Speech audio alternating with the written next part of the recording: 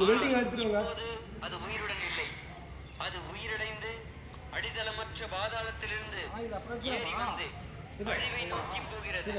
இந்த உலகத்தில் வாழும் மக்கள் இம்மிருகத்தை காணும் போது ஆச்சரியப்படுவார்கள். காரணம், இது ஒரு காலத்தில் உயிரோடு இருந்தது, பின் இல்லாமல் போனது, ஆனால் மீண்டும் வரப்போகிறது.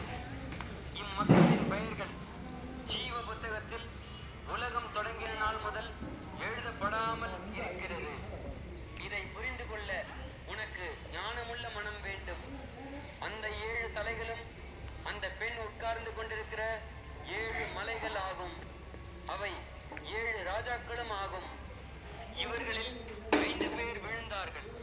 ஒருவன் இருக்கிறான், இன்னொருவன் இன்னும் வரவில்லை. அவன் வந்த பிறகு கொஞ்ச காலம்தான் உயிரோடு இருப்பான்.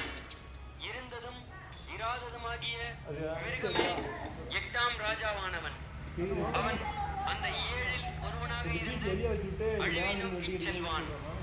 நீ பார்த்த 10 கொம்புகளும் 10 ராஜாக்களாகும். இந்த 10 பேரும் இன்னும் தம் ராஜ்யங்களை பெற்றுக் கொள்ளவில்லை. எனினும் இந்த மிருகத்துடன் சேர்ந்து 1 மணி நேரம் ஆள்வதற்கு உரிய அதிகாரத்தை பெற்றுள்ளார்கள். இவர்கள் ஒரே நோக்கம் உடையவர்கள். அவர்கள் தம் சக்தியையும் அதிகாரத்தையும் அந்த மிருகத்திற்கு கொடுப்பார்கள். இவர்கள் ஆட்டுக்குட்டியானவருடன் போர் செய்வார்கள். ஆனால் இவர்களை ஆட்டுக்குட்டியானவர் தோற்கடிப்பார். ஏனென்றால் அவர் கர்த்தர்களின் கர்த்தர், ராஜாக்களின் ராஜா.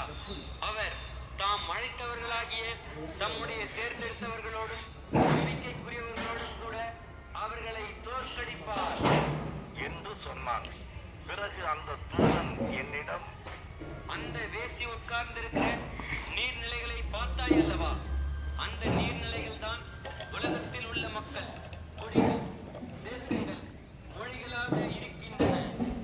நீ பார்த்த அந்த மிருகமும் அதன் 10 கொம்புகளும் அந்த வேசியை வெறுப்பர்.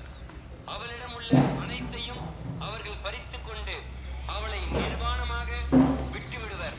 அவர்கள் அவளது உடலை தின்பார்கள். அவர்கள் அவளை நெருப்பால் சுட்டரிப்பார்கள். தன் குறிக்கோளை நிறைவேற்ற அந்த 10 கொம்புகளும் கொள்ள தேவன் காரணமானார். ஆளுவதற்குரிய அவர்கள் அதிகாரத்தை அம்மிருகத்துக்கு கொடுக்க ஒப்புக்கொண்டனர்.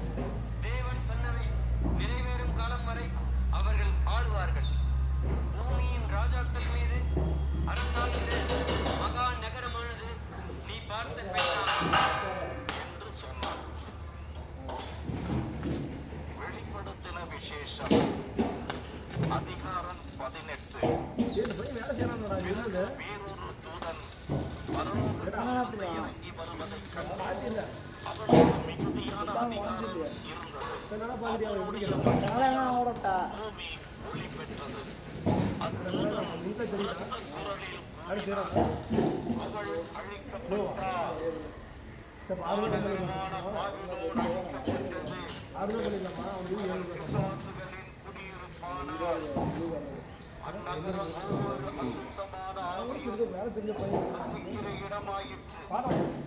எல்லா விதமான அசுத்தமான பறவைகளுக்கும் அது ஒரு கூடானது. அசுத்தமானதும் வெறுக்கத்தக்கதுமான ஒவ்வொரு மிருகத்திற்கும் அது ஒரு நகரமாயிற்று. அவளுடைய வேசித்தனத்தினுடையதும் எல்லா தேசங்களும் பிடித்தன. உலகில் உள்ள ராஜாக்கள் அவளோடு வேசித்தனம் செய்தார்கள். உலகில் உள்ள வியாபாரிகள் மாபெரும் செல்வ செழிப்பிலிருந்து செல்வர்களானார்கள். பிறகு நான் பரலோகத்திலிருந்து இன்னொரு குரலையும் கேட்டேன்.